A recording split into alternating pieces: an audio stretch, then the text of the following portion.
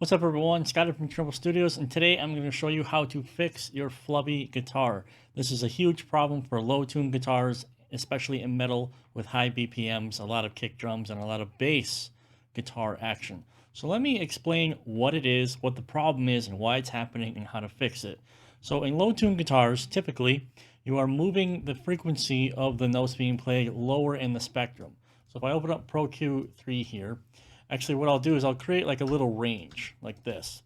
Typically, when you have a standard tuned guitar, the frequency ranges are going to be between these two ranges in the low end. You're going to have low end that's sort of about from 100 to whatever, and this is going to be the low end range of your guitar.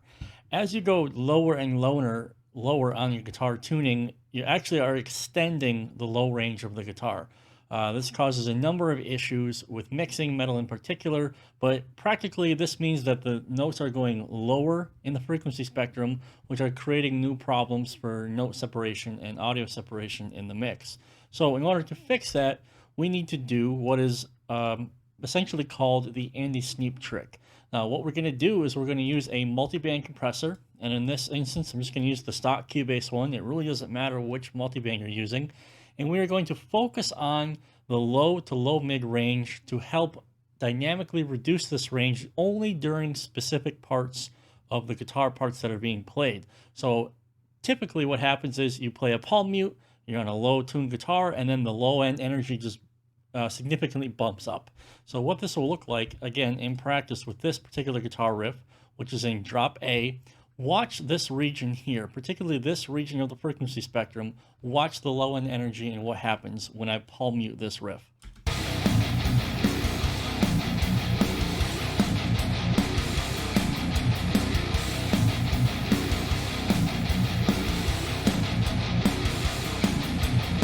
So essentially, when I start doing a palm mute riff on the guitar, I'm getting practically a 3 dB bump in low end energy, and this is a huge problem if you're trying to get a tight mix, especially get the low end to work together, because there's a kick drum, a bass guitar, and now we're throwing in these low down tuned guitars into the mix.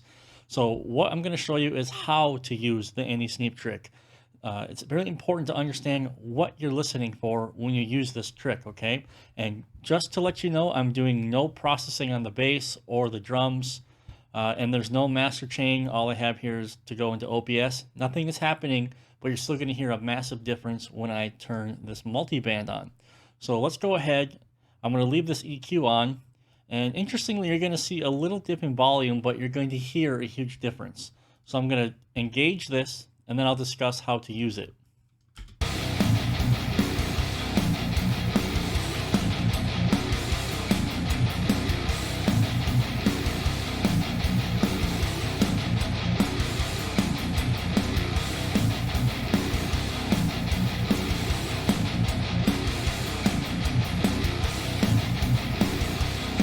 So right, when the multiband is engaged and set correctly, you can hear how the guitar is quite uniform. Even when the palm mutes are happening, you can hear there's really not a gigantic bumping volume anymore. The blue, blue, blue, the flubbiness is going away, and the guitar sounds tighter. That is what we're trying to do with the Andy Sneap trick. Now, what is the Andy Sneap trick? Okay, this became popular on the Andy Sneap mixing forums. Basically, you would take the Waves C4 multiband, and you would do from about 90 to 240, and you would set it accordingly. But what does that look like in practice? Okay, so here we are with a multiband. I have disabled every region that I don't really care to use. I don't need the multiband to do anything in any of these regions.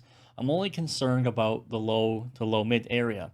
Now this is going to depend on your tuning. So I'm playing in drop A. So you can see here I sort of have around 92 hertz to around 300. And you can adjust this accordingly if you're lower or maybe a little bit higher in tuning. And the whole point is to take care of the low end flub that's happening during the palm mutes when the bass energy is drastically increasing. So now the key to doing this, what you're listening for, okay, it's not enough just to put the multiband on there, because you can choke the power and the depth and the body of the guitar by using too much multiband. Let me show you what that sounds like.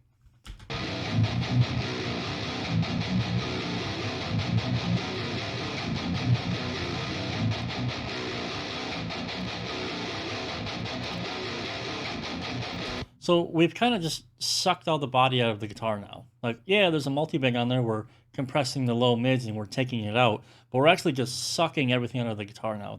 The guitar has no movement, it has no life. It's not interesting to listen to anymore. And that's not what we're trying to do when we get the multiband going. All right, so let me show you how to dial this in. Now, I prefer to dial in these things with the full mix going on so I can understand how everything is working together. Let me do it in solo mode so you can definitely hear the difference, and then I'll turn on the full mix so you can see what happens when everything is together. So you can hear the whoop, whoop, whoop, whoop, whoop of the guitar. That's what we're going to get rid of.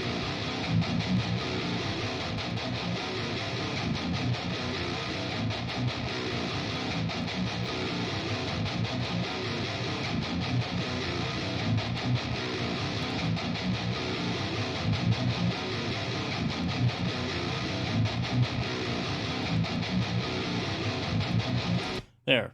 So I'm doing around 6 dB gain reduction during the massive chug peaks with the low end. You can still hear that there's a little bit of depth to the guitar. There's still low end body to it. All right. So we're not actually trying to kill all of the low end out of it. We're just trying to clean it up a little bit and tighten it. So this is a technique to tighten the low end of your guitars. You don't want to completely nuke this area and kill that low end energy, but you want to start thinning it out a little bit and kind of taking care of it so things like the bass guitar can handle this frequency range, which is what it was designed to do. All right, so let's hear the difference with everything playing.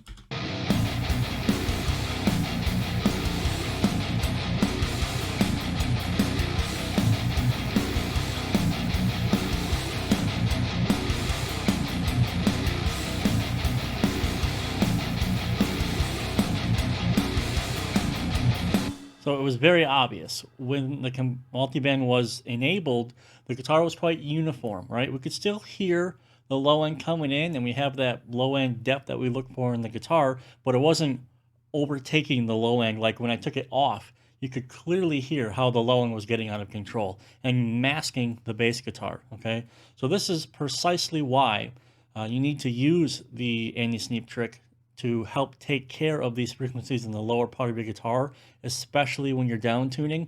Now you can still use this if you're doing standard tuning and drop D and stuff like that. You just wouldn't have to do so much drastic dB reduction. It would be far less.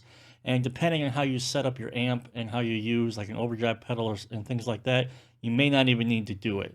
But this is a technique you absolutely must learn how to use if you're doing metal with really low tuned guitars, you know, like C, drop C and lower, for example, to really get the clarity out of the guitar that you're going for. So let's see what the ultimate effect of this is. I'll bring up Pro Q again. Now you can remember how much of a boost we had here. It was like 3 dB. Let's see how much this multiband is cutting down on the overall levels.